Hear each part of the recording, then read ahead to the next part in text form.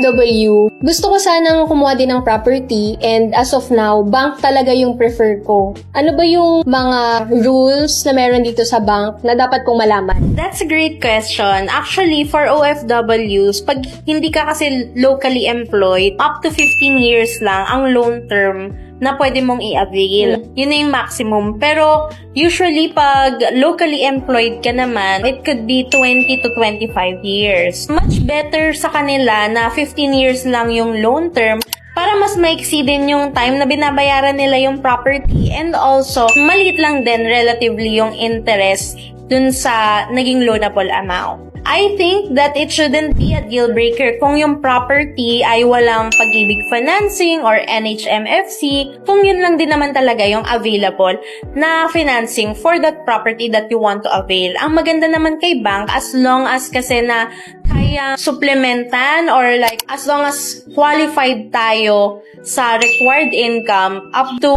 unlimited properties yung pwede natin i-loan as long as kaya siyang suportahan nung income natin. Unlike kay Pag-ibig na maximum 3 existing loans lang and up to 6 million, kay bank, endless siya. Basta kaya nating suportahan yung pagbabayad at ng income documentations natin.